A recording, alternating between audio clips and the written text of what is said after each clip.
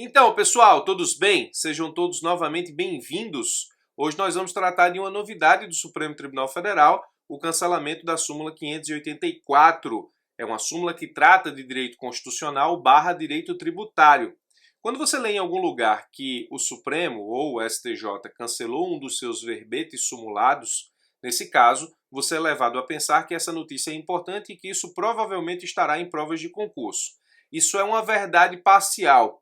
Às vezes, o Supremo, o STJ, cancelam súmulas que já são muito ultrapassadas. Nesse caso, nós estamos quase que diante de uma situação dessa. É uma súmula que, de fato, é muito ultrapassada, que não se coaduna com o CTN, não se coaduna com a Constituição atual e que, por isso, e pelas razões que a gente vai explicar nesse vídeo, sofreu cancelamento pelo Supremo Tribunal Federal, mas há muito tempo a doutrina e o próprio STJ já entendiam por inaplicável a súmula 584.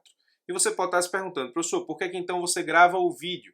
Eu gravo o vídeo porque eu imagino que essa súmula 584, que eu não via vindo cair em provas, ou seja, que eu não via acontecer a cobrança da súmula em provas, vai começar a ser cobrada justamente porque o examinador pode muito bem cobrar o que não mais acontece. Ou seja, o examinador numa prova objetiva, numa prova subjetiva, numa prova oral, ele pode te induzir efetivamente a explicar que a súmula 584 ou o entendimento nela esposado não mais se aplica na prática, a razão pela qual você precisa desse conhecimento para justificar o cancelamento. Por isso que gravo o vídeo. Imagino que, por conta do cancelamento da súmula 584, as pessoas vão se atualizar sobre isso e vão acabar efetivamente cobrando em provas esse conhecimento. Muito bem, a súmula 584 é de 1976 e ela tem a seguinte redação. Ao imposto de renda calculado sobre os rendimentos do ano base, aplica-se a lei vigente no exercício financeiro em que deve ser apresentada a declaração.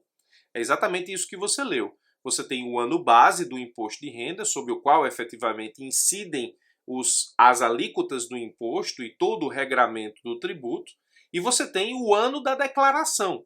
O ano da declaração, na sistemática atual, é o ano posterior, efetivamente, ao imposto de renda ano base. Então, você está em 2020, mas você declara imposto de renda do ano base 2019. Existia uma lógica da súmula 584 em 1976. Essa lógica não persiste. Eu não vou efetivamente insistir na lógica de 76, porque eu penso que seria somente para tumultuar aqui o entendimento. A gente vai se concentrar apenas em saber por que a súmula 584 não se coaduna com o regramento atual. A súmula diz que o ano base do imposto de renda é um, o ano de declaração, nesse caso específico, é outro, e a lei que passar a existir no ano da declaração, ou no exercício financeiro em que se faz a declaração, ela se aplica aos rendimentos do ano base. Então você tem 2020, onde você declara imposto de renda do ano base 2019. Se você passa a ter uma lei que regra o imposto de renda em 2020, e nesse caso 2020 é o ano da declaração do ano base 2019, essa lei se aplica ao imposto de renda de 2019. Você já deve ter percebido a problemática nesse tipo de entendimento. E você já deve, se estudou direito tributário e os princípios tributários, já deve estar fazendo uma correlação do que eu falei com aquilo que está previsto no artigo 150, inciso 3, alíneas A, B e C da Constituição Federal. Muito bem, antes da gente chegar lá, veja a passagem do Marco Aurélio no recurso extraordinário 183.130 de 2014. Ele diz o seguinte, ó, no caso lá concreto, se discutia exatamente a aplicação da súmula 584. Ele diz, toma-se de surpresa o contribuinte, que inicia o ano a ser fechado com o balanço final de dezembro, com certa lei, na qual prevista uma percentagem, vindo à baila diploma posterior, aí leia-se ano da declaração, majorando-a e apanhando, como eu disse, fatos geradores dentro da complexidade revelada pelo próprio ano e pelos meses nele contidos. No caso, para a explicação da súmula, veja que o Marco Aurélio meio que sintetiza o problema. E é exatamente isso. Existe uma violação ao princípio da segurança jurídica e, nesse caso, o contribuinte é tomado de surpresa. Essa passagem do Marco Aurélio é importante. Toma-se de surpresa o contribuinte. Essa surpresa do contribuinte no modelo atual, é inconstitucional. Óbvio que aqui a gente vai tratar de fato gerador do imposto de renda e vamos tratar do princípio da irretroatividade e o princípio da anterioridade pautados na Constituição Federal, justamente que evitam essa surpresa que o contribuinte tem com a súmula 584, alertada pelo Marco Aurélio em um dos recursos extraordinários que tratou do tema.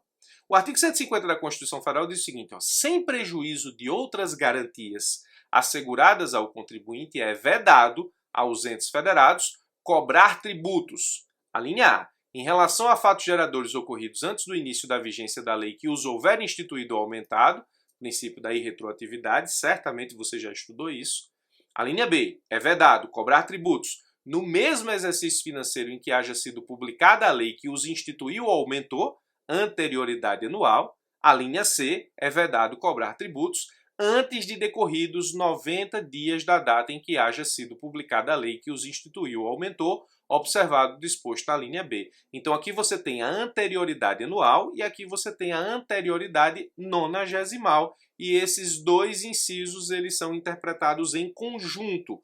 A soma dos dois é que precisa ser levada em consideração no que diz respeito à aplicação do princípio da anterioridade. O que isso significa dizer? Que lei que institui ou aumenta tributo não pode, nesse caso, se publicada em um determinado mês de um ano, ela não se aplica ao mesmo exercício financeiro, ela só se aplica ao ano seguinte e somente após 90 dias de sua publicação.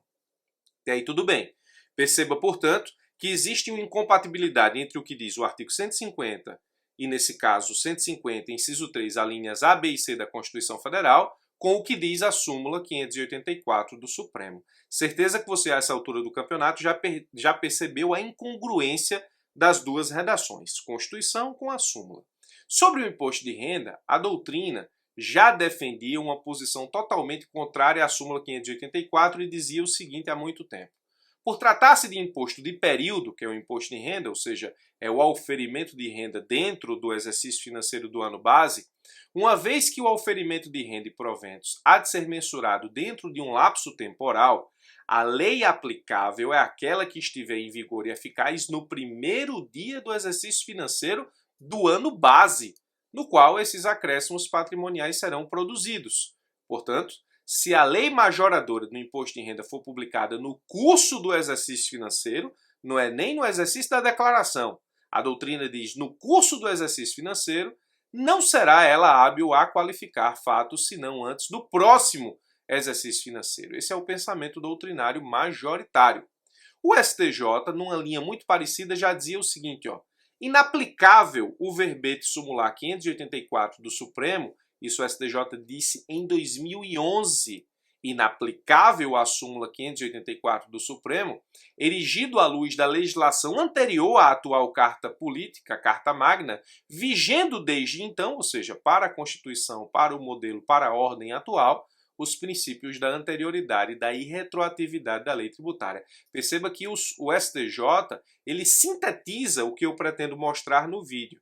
A contraposição exata entre aquilo que diz a súmula 584 e o que diz a nossa Constituição atual nos artigos 150, inciso 3, alíneas A, B e C, especificamente os princípios da anterioridade anual, da anterioridade nonagesimal e da irretroatividade da lei tributária. O STJ aqui simplifica basicamente tudo aquilo que eu disse até então. O Supremo, no recurso extraordinário 159.180, nesse RE houve a proposta de cancelamento da súmula 584, essa proposta de cancelamento foi aceita pelo Pleno do Supremo, ele tratou da Lei 7.988 de 89. Essa lei foi editada em 28 de dezembro de 89 e a vigência dela foi a partir de janeiro de 1990, sendo que essa lei pretendeu atingir de forma retroativa acréscimos e decréscimos patrimoniais verificados entre 1º de janeiro de 89 e 31 de dezembro do mesmo ano, ou seja, de 89. Perceba que essa lei, a Lei 7988/89, não adianta você ir para o mérito da lei, basta que você entenda efetivamente a questão do princípio da irretroatividade, do princípio da anterioridade da súmula 584. Essa lei, nos termos da súmula, ela estava ok. Por quê? É uma lei, nesse caso, que estava valendo no ano, ou melhor, no exercício financeiro da declaração, 1990, mas atingindo efetivamente aquilo que se estabelece enquanto rendimento do ano base, ou seja, de 1989. Lendo de novo o texto da súmula, diz: ao imposto de renda calculado sobre os rendimentos do ano base, aplica-se a lei vigente no exercício financeiro em que deve ser apresentada a declaração. Então, a Lei 7988/89, nos termos da súmula 584, ela estava tudo bem. Mas nós vimos, isso não se coaduna com o princípio da irretroatividade, nem com os princípios da anterioridade anual e nonagesimal, estabelecidos no artigo 150, inciso 3, alíneas A, B e C do Supremo. Então, acertou o Supremo Tribunal Federal com o cancelamento da súmula 584, cuja explicação, percebe-se, era uma súmula ultrapassada, mas com validade ainda existente, portanto, não cancelada até então. De novo, foi cancelada recentemente com o recurso extraordinário 159.180. Como disse no começo desse vídeo, não via essa súmula caindo em concurso público. Eu acompanho todas as provas da advocacia pública, prova objetiva, subjetiva, prova oral, e não me lembro de ter visto a súmula 584 cair nas principais provas da advocacia pública, mas penso que o cancelamento pode fazer com que o examinador atente para isso e cobre efetivamente nas provas de constitucional/tributário, justamente porque se trata de princípios. E aí, princípio é sempre um assunto muito presente em prova. Aqui você pode muito bem trabalhar com questões objetivas, subjetivas e orais, tratando do princípio da irretroatividade e do princípio da anterioridade tributários. Então, preste muita atenção, porque o cancelamento pode fazer com que essa súmula seja objeto de questionamento. Espero ter te ajudado com mais essa. Forte abraço e até os nossos próximos encontros.